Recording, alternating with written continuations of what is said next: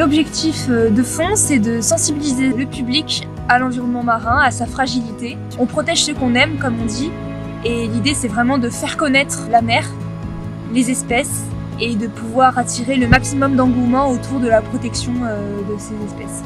De présenter les fonds marins, mais en direct, un peu comme le faisait Fred et Jamy dans C'est pas sorcier, mais toujours en direct, pour justement avoir cette interaction. Pour mettre en place le direct, il y a énormément de logistique. Sur le bateau, on a plusieurs écrans, un qui est relié à la caméra du plongeur, il y a un autre plongeur qui a un masque avec lequel on peut communiquer et lui aussi nous parler. On retranscrit ces lives sur une plateforme et ensuite vous pouvez les retrouver sur la plateforme donc YouTube en direct sous la mer.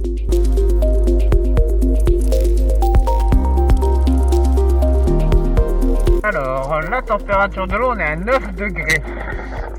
9 degrés, c'est assez froid.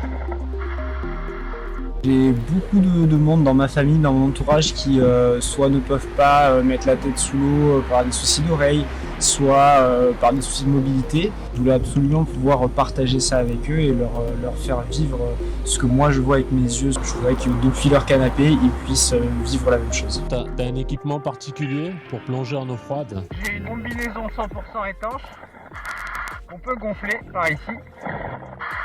Et en dessous, j'ai plein de couches pour me permettre de m'isoler au maximum de l'environnement extérieur. On voit bien le spirographe. Alors, le spirographe, c'est un verre qui met dans un tube duquel dépasse un grand panache. Et donc ce panache, on dirait un peu de la soie, hein. Ça va permettre à l'animal de respirer, mais aussi de capter les nutriments dans l'eau pour se nourrir. Effectivement, si tu fais un petit courant d'eau à côté du spirographe, il va complètement se rétracter dans son tube. Ok, Alors, on a une étoile de mer vraiment très grande là, c'est super chouette. Alors, soit Théo, t'as des petites mains, soit l'étoile est vraiment grosse. On Merci, a vu tout à Théo. l'heure, c'est pas les mains de Théo qui sont petites.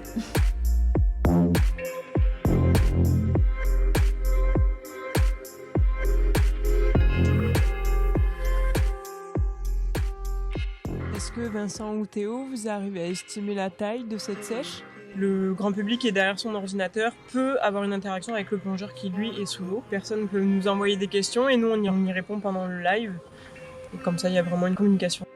Un cérianthe, ça fait partie de la même famille que les anémones, avec de très très longs tentacules. Alors très très longs sur le côté, et si on arrive à regarder au centre, il y a des tout petits tentacules au centre du cérianthe. Théo, est-ce que t'as un petit mot de la fin à nous partager? Moi je suis super content parce que pour une fois on a eu une superbe visibilité dans cet étang d'eau qui d'habitude, à cette distance là, je ne vous vois plus. Merci à tous.